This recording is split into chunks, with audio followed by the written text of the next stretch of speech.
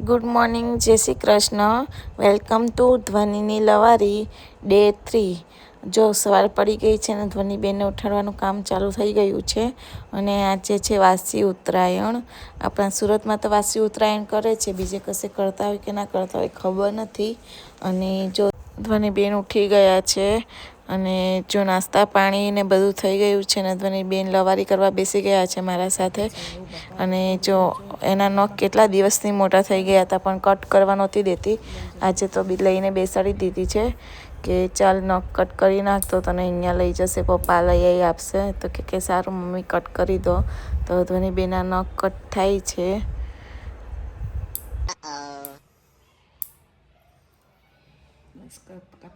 જો nail cut કરવા દીધા એટલે મમ્મીએ કીધું તો કંઈ લઈ આપશે એટલે નાહી ધોઈને ધ્વનિબેન તૈયાર થઈને પપ્પા સાથે જતા રહ્યા હતા પેણું લેવા માટે. કેમ કે કાલે જોઈ ગઈ હતી એક બે જણા પાસે, તો એ પણ માંગતી હતી કે મમ્મી મને પણ જોઈએ છે. છોકરાઓનું તો આવું જોઈએ છે, કોઈ પાસે જોઈએ તો માંગે કે મને પણ જોઈએ છે. તો એના પપ્પા લઈ ગયા હતા એને લેવા માટે અને જો કેટલી ખુશ થઈ ગઈ છે કે હા મને મમ્મી પપ્પાએ લઈ આપ્યું. મેં કીધું સારું છે, ચાલો હવે અગાસી પર જઈએ. અને અગાસી પર આવી ગયા છીએ હવે આપણે. અને આજે પણ જો કેટલી મસ્ત પતંગ ચગી રહી છે. અને આ બાજુ ધ્વનિબેનનું પૂપેણું વગાડવાનું ચાલુ થઈ ગયું છે. અને આજે કોઈને અડવા પણ નહીં દેશે, એને એટલું ગમે છે એ વસ્તુ. અને આ બાજુ એના પપ્પા પતંગ ચગાવી રહ્યા છે. આજે કોઈ છે નહીં, બા બાપુ ને ફઈ ફુવા કાલે જ જતા રહ્યા હતા ધ્વનિના, એટલે ધ્વનિબેન આજે એકલા પડી ગયા છે. ને બાકી કાલે ધ્વનિબેનને મજા આવી હતી. અને જો ધ્વનિબેનના હાથમાં દોરો આવી ગયો છે પતંગનો.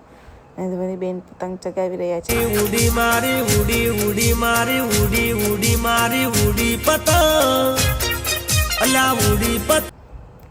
હવે પતંગ ચગાવીને બેન થાકી ગયા છે એટલે બેસી ગયા છે પેટ પૂજા કરવા માટે. અને પેટ પૂજામાં બેન ખાય છે અત્યારે જમરૂખ અને આરામ ફરમાવે છે. કેમ કે તાપ પણ બહુ થઈ ગયો છે એટલે શાંતિથી બેસી ગઈ છે અને ખાઈ પીને સૂઈ પણ ગઈ છે બપોરે. કેમ કે બપોર પછી આવવાના છે અજયના ફ્રેન્ડ્સ, એટલે અત્યારે થોડીક એને વહેલી સુવડાવી દીધી છે એટલે એની ઊંઘ પૂરી થઈ જાય. જો બેન પાછા તૈયાર થઈને આવી ગયા છે અગાસી પર. અને અજયના બધા ફ્રેન્ડ્સ પણ આવી ગયા હતા. અને ધ્વનિબેન ખાઈ રહ્યા છે શેરડી. ગયા વર્ષે તો યાદ નથી કે એને ખાધી હતી કે નથી ખાધી શેરડી, કેમ કે ગયા વર્ષે તો હજી એ નાની હતી થોડીક.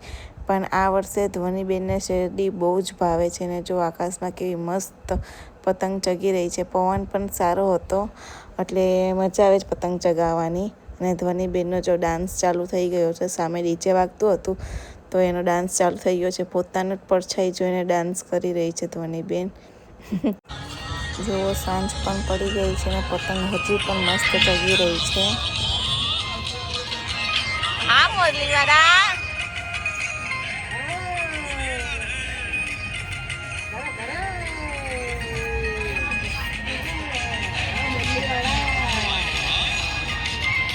તો હવે આવી ગયા છે હોટલમાં જમવા માટે, મીન્સ રાતનું ડિનર માટે. કેમ કે અજયના થોડા ફ્રેન્ડ્સ આવેલા હતા ઘરે, તો પછી બહાર જ જમવા માટે આવ્યા છે. ધ્વનિબેન ખાય છે ઢોસો અને પિઝા. એટલું બધું ખાશે નહીં પણ હા એને શોખ થાય કે મમ્મી પિઝા ખાવા છે, ઢોસો ખાવો છે. અને આજનો વ્લોગ અહીંયા જ એન્ડ થાય છે. જો તમને વ્લોગ ગમ્યો હોય તો લાઈક, શેર અને સબસ્ક્રાઈબ જરૂરથી કરજો.